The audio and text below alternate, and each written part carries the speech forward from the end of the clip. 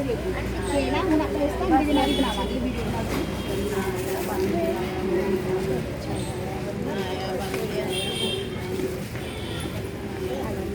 ਸਾਰੇ ਪਾ ਲੈਂਗੇ ਆ ਜਾ ਬੇਟੀ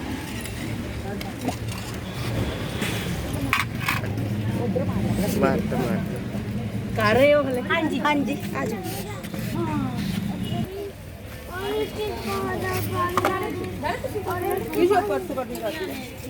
ਲੈ ਲੈ ਪੱਤੇ ਲੈ ਲੈ ਸੀ ਬੱਚਿਆਂ ਤੋਂ ਦੁੱਧ ਤੇ ਪੱਤੇ ਲੈ ਲੈ ਬੇਟੇ ਆਪਣਾ ਉਹ ਤੂੰ ਲੈ ਫਿਰ ਮੇਰੇ ਵੀ ਲਾ ਸਾਰੇ ਲੈ ਅਸੀਂ ਨਾ ਬਲੌਗ ਪਾਣਾ ਉਸ ਹਿਸਾਬ ਦੇ ਨਾਲ ਹੈ ਅੱਛਾ ਹਾਂਜੀ ਬਲੌਗ ਪਾਣਾ ਆ ਦੇ ਬੇਟੇ ਨੇ ਵਿੱਚ ਨਾ ਚਲਾ ਜਾਏ ਕਿਤੇ ਹੋਰ ਨਹੀਂ ਐਨੂੰ ਕੋਲ ਤਾਂ ਤੁਸੀਂ ਬਣਾ ਲਓ ਕੋਈ ਗੱਲ ਨਹੀਂ ਇਹ ਕੋਈ ਨਹੀਂ ਸਾਰਾ ਦੇ ਰਲ ਮਿਲ ਕੇ ਹੁੰਦਾ ਆਪਣੇ ਲੱਗ ਜਾਂਦੇ ਉਧਰ ਚਲੇ ਜਾਂਦੇ ਪੱਕਾ ਮਾਰ ਦੇ ਡਰ लगता है शुक्ल द्वादशी को गोवत्स द्वादशी बनाई जाती है। ये सभी राज्यों में अलग अलग स्टेट्स में अलग अलग तरह से बनाई जाती है। इस दिन गौ और बच्चा बनाकर उसकी पूजा की जाती है और उस दिन कोई भी गौ का पदार्थ नहीं खाया जाता। मक्खी और बेसन का ही सेवन किया जाता है। इसे पुत्र वत्स द्वादशी के नाम से भी जाना जाता है।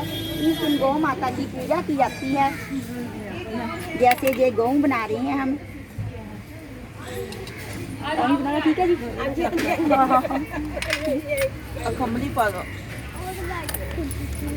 गौ और बच्चा बनाई जाती हैं। तो इसकी दो तरह की कथा भी प्रचलित है। कहीं कहीं किस तरह से पाई जाती है और कहीं से किस तरह से। गौ और बच्चा हमारा तैयार हो गया है। अब सभी ये त्योहार जल के किनारे किसी नदी तालाब के किनारे किया जाता है और भाद्र पक्ष की शुक्ल ਦੁੱਧ ਪਾ ਲੈਂਦੇ ਵਿੱਚ ਮੜੀ ਦੁੱਧ ਰੱਖ ਲੈਂਦੇ ਇਹਦੇ ਵਿੱਚ रख दें जी हैगी है ਇਹਦੇ ਵਿੱਚ ਰੱਖ ਲਾ ਹਾਂ भाद्र पक्ष की जो ਛੋਲੇ कृष्ण पक्ष की द्वादशी होती है। कृष्ण पक्ष की द्वादशी को तो उस दिन बनाया जाता है और गौ बच्चा हमारा तैयार हो गया है। अब इस पे ਛੋਲੇ खम्मनी अर्पण करेंगे, तिलक अर्पण किया जाता है। जय गौ माता जय बाल बच्चा 7 बारी दाने चढ़ा दे 2 3 4 5 6 7 7 बारी आटा अर्पण कर दो। बेसन 1 2 3 4 5 6 7 7 वाली पा दो जी। बस ये तो हम पंचाई का नहीं ना बस ये एक डोली च पा लेने है ना जल जिहदा बड़ा वो ला लो तो सामने रख लो सारे पा चांदी का कोई चीज पा हाँ मेरी तो बीवड़ियां वाली इन्ना कोले कड़े पाए ਵਿੱਚ ਆਂਦੀ ਹੈ ਪਰ ਫਿਰ ਯਾਦ ਰੱਖਿਓ ਵਿੱਚੋਂ ਕੱਢ ਲਿਓ ਤੇ ਆਪਾਂ ਭਲੇਖੇ ਨਾਲ ਬੇਟੇ ਤੁਸੀਂ ਇੱਕ ਮਿੰਟ ਉਧਰ ਹੋ ਜਾਂਦੇ ਪਹਿਲਾਂ ਪੂਜਾ ਕਰ ਲੈਂਦੇ ਅਸੀਂ ਪੂਜਾ ਕਰ ਲੈ ਇਹ ਨਾ ਕਰੋ ਗੱਲ ਕਰਨ ਹੋ ਜਾ ਦੂਰ ਦੀ ਗੱਲ ਨਹੀਂ ਫਿਰ ਉਹ ਗੱਲ ਨਹੀਂ ਬਣਦੀ ਕਿ ਸਾਡਾ ਧਿਆਨ ਉਧਰ ਜਾਂਦਾ। बन्ना आया बन चढ़ाया गोरी गाने बच्चा आया बन्ना आया बन चढ़ाया गोरी गाने बच्चा बन्ना आया बन चढ़ाया गोरी गाने बच्चा जाया बन्ना आया बन चढ़ाया गोरी गाने बच्चा बन्ना आया गोरी गाने बच्चा जाया बन्ना आया बन चढ़ाया गोरी गाने बच्चा जाया सब हो गया।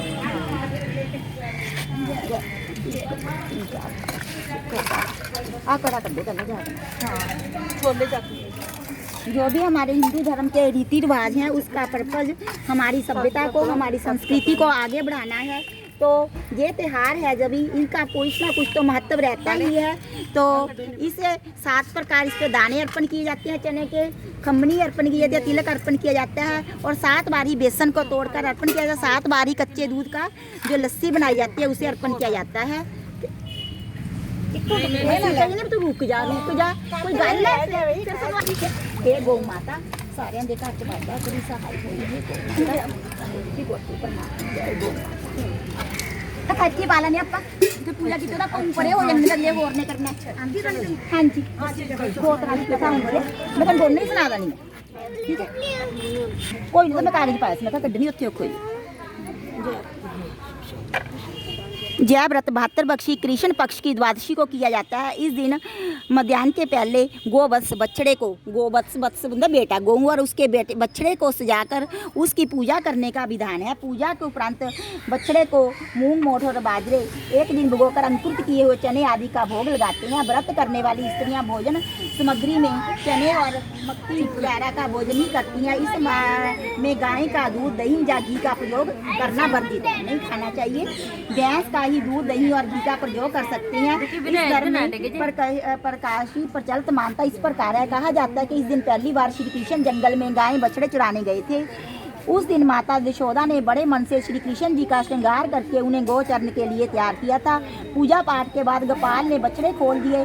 तब यशोदा जी ने बलराम को समझाते हुए कहा कि बछड़ों को चुराने ज़्यादा दूर मत जाना, थोड़ी दूर चराकर लौट आना और कृष्ण को अकेला मत छोड़ना। देखना जमुना के किनारे अकेला ना जाए, आपस में मित्रों से झगड़ा भी ना करे। गोपाल द्वारा गोवचन चरण की इस तिथि को ही पर्व के रूप में मनाया जाता है। एक और भी कथा प्रचलित है। भाद्र पक्ष की कृष्ण पक्ष की द्वादशी को ही जय व्रत किया जाता है।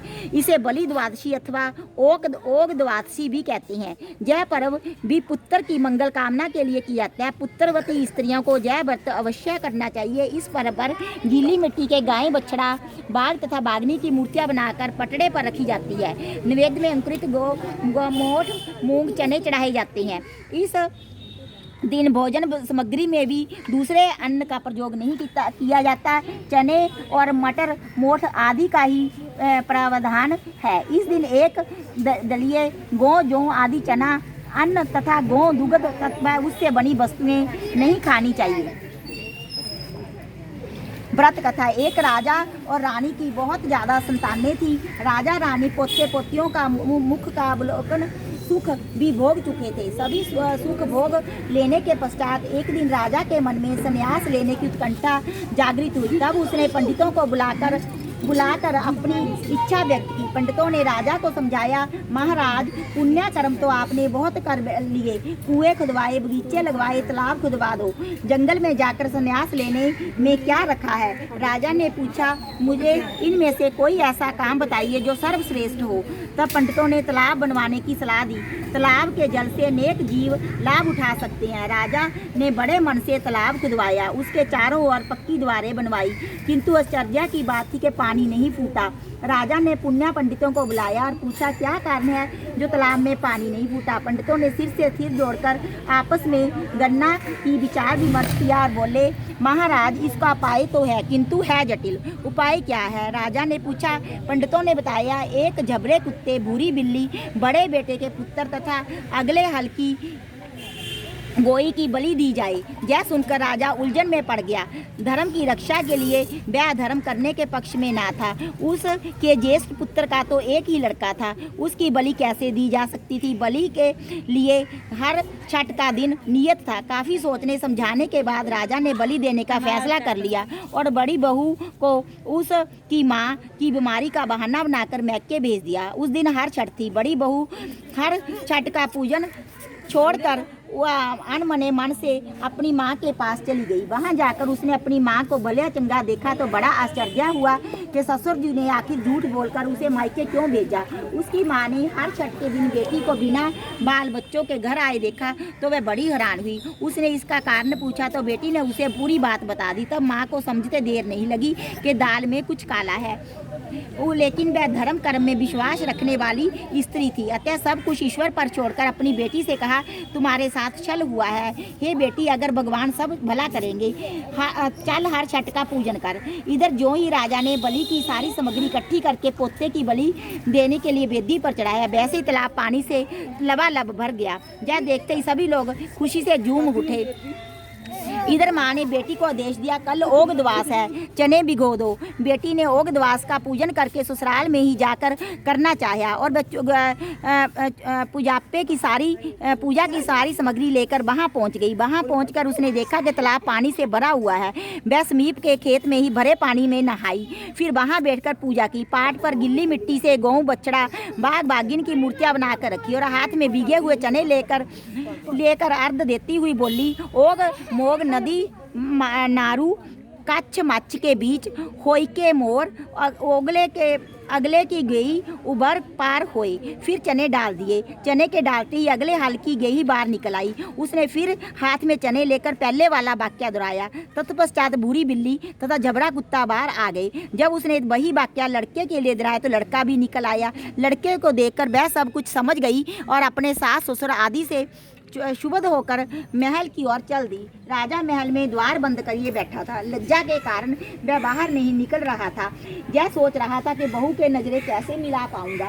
जब काफी प्रयासों के बाद भी पैरोदारों ने द्वार नहीं खोला तो बहू को बहुत क्रोध आया। वह खींच कर बोली, तुमने करने तो मेरा लड़का पानी में डूब गया था, उसके टीचर से देखभाल भी ना कर सकी, मैं उसे निकाल लाई हूँ, मैं न लाती तो मर ही गया होता। यह सुनकर राजा चौंका। उसके चेहरे पर कोटा से भाग उभर आई कि बच्चा जीव कैसे है।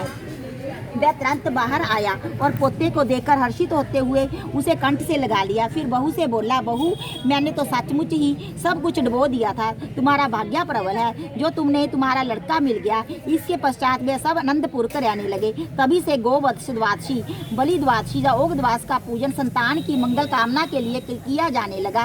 इस दिन कोई भी ब्राह्मण और बनिए लोग अनाज का सेवन नहीं करते, चने और मोट बाजरे को छोड़कर। बोलिए गौ माता की जय। इस दिन गौ के दिन है जी। लो जी 4 है 3 लो जी इन्हें लग खुशी लेना।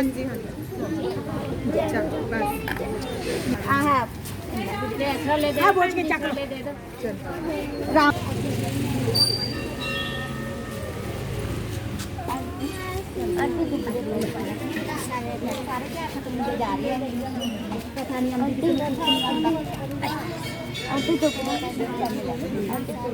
अच्छा जी ਹੁਣ ਚੱਲ ਵੀ ਪਾਤੀ ਫੋਟੋ ਸੁਣ ਲਿਆ ਕਰੇ ਸਾਰੇ ਟੱਕਰ ਬੜਾ